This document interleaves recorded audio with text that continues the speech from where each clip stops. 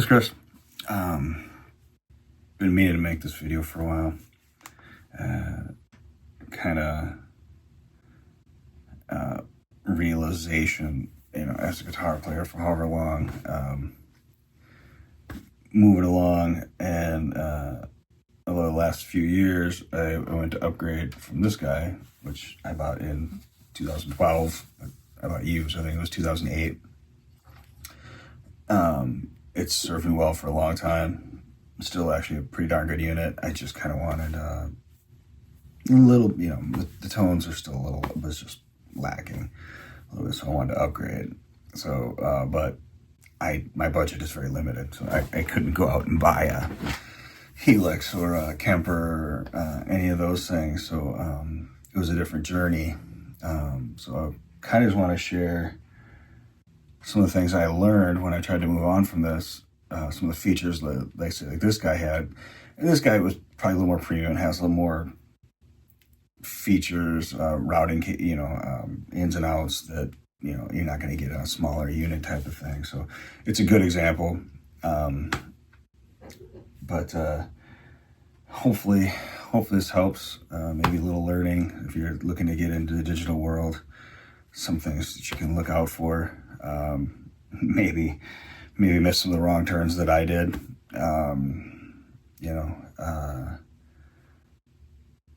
Hopefully this helps.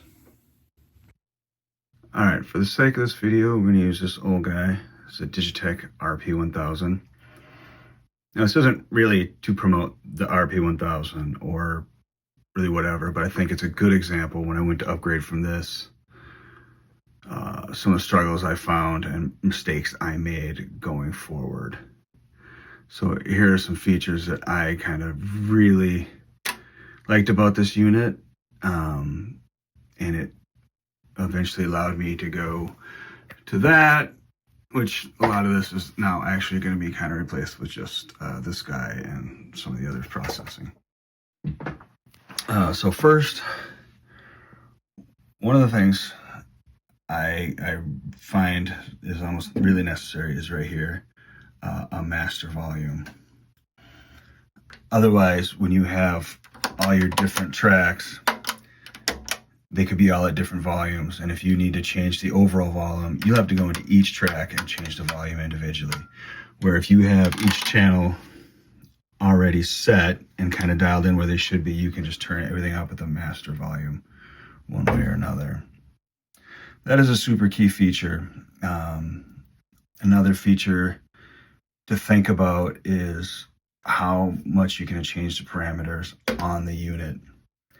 This one does have some things that can only be done in the editor app, and this being as old as it is, you're hard to find a machine that can run the editor app and change some of those settings. One of the reasons I wanted to upgrade, plus I wanted kind of a little better tones. This guy's old and not quite there. I'm going to stick with this side before I flip it to the back and show what's back there. The amount of, another thing you want to think of is the amount of effects you want to be able to use. This one has a pedal board mode, which is pretty cool, but you're only going to be running, it's got a compressor, it's got a distortion, the chorus effects. So if you want chorus, flange, or phaser, you're only going to be able to have one of those on at a time, right? So that's going to be limiting in that respect. A delay and reverb. So that's the whole chain outside of the amp and cab part, which is separate. Cool feature about this guy is it does have pedal board mode. So like right now, if I switch, it's got 10 different banks with 10 different settings. If I switch it to pedal board mode, I can switch a bank. Like here's a clean tone, but if I wanted a little distortion, I can add distortion or delay and use this. You can use these top ones as a pedal board and just use these to switch parameters. So that might be something you want to think about when you're upgrading or actually just investing in a unit. This one here, you can bypass the amp and cabs and just run this as an effects processor in front of an amp or in the loop. This one actually, you can run 4 cable method, so you can run, the delays and the reverbs into the effects loop, and then, stuff before the amp, and you can control that in the unit where you want to do it. A lot of your top end units like Helix and Fractal and Kemper and whatnot will definitely be able to do this. The nice thing about this guy is not only does it have 4-cable method, it has a dummy. It tells you where to run your cables to run it in 4-cable, which is pretty nice. And I know there's only 3, but the 4th cable is actually your cable going into it. While I'm back here, this is gonna be upside down. I'll have to kind of revert this into the thing. Another thing to think about is expandability. With this unit here, you can run 2 outs to like a guitar amplifier, and then 2 outs to the front of house as well. That kind of connectivity might be a thing. If the unit doesn't have the XLRs and you want to go front of house, you're gonna have to get a direct box to run that to the front of house. Or you might not want to run to front of house right now, but in the future you might. So these are the kind of things you want to think of as well. And this one also has a stomp pedal loop, so you can plug in stomp boxes and then engage it in stomp loop over here. So like if I wanted to have, the phasers and other things that I couldn't run with this, I can run some pedals in here. You can stomp it on and do it. That's another feature you might want to think of. Do you want to be able to expand the unit as well? Do you want to have an expression pedal? This one has always been one of my frustrations with this unit, because you got the volume going down, but as soon as you put the volume back up, as soon as the toe hits, it engages the wall. So that was a little frustration. Another frustration with this is when you do switch patches, there's a little bit of a gap. And even when I got to this unit up here with the IR 200, I was still getting that gap, and I was being a little frustrated. And initially, when I tried to upgrade this, I went with the Line 6 Pod Go. I was trying to the Helix. I mean, I'm on a budget. I've been operating this guy since 2012, and I bought it used because I think this came out in like 2008, so it's pretty dated. And I thought, you know what, I could probably get by with what the Podco has, and it turned out I really couldn't. The gap when you made the changes was really, really noticeable.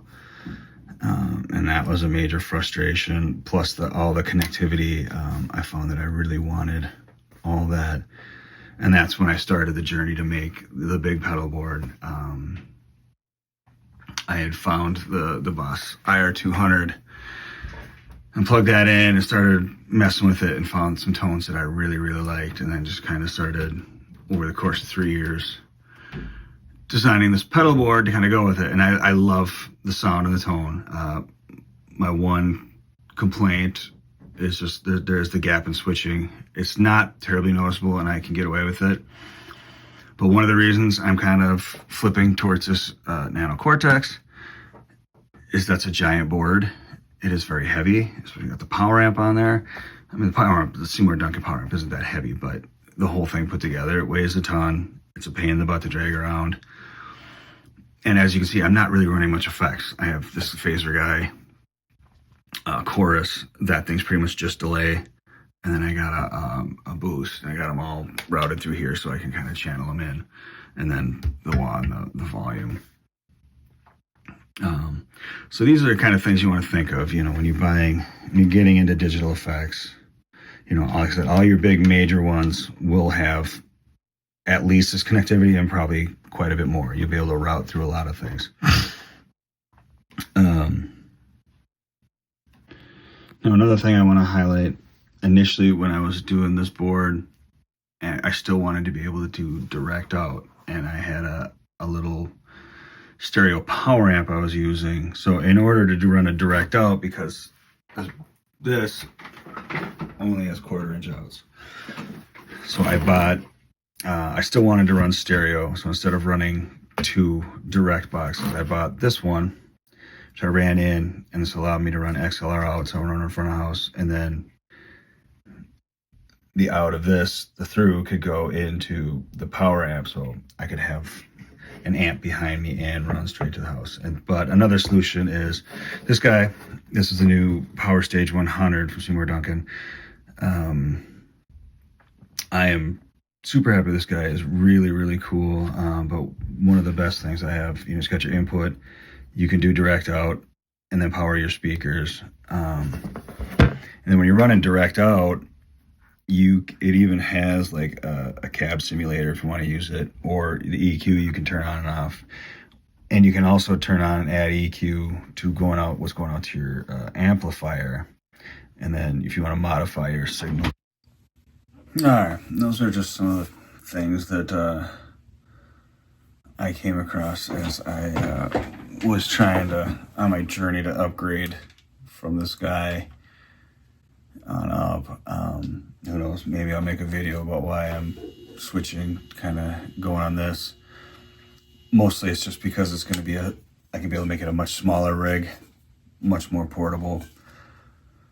And the big thing is, like I said, one of the problems I was having, even with this guy here, it's all backwards for me, and even the Boss IR200, is I was getting just a slight delay when you're switching channels.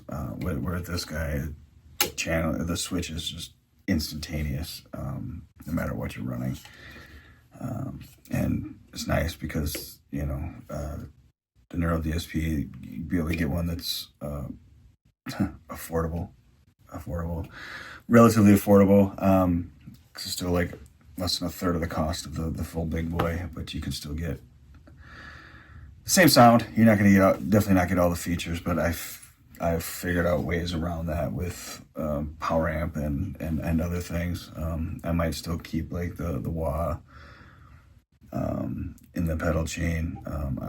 The volume pedal and the tuner will always be in there. To me, the most important part of any rig.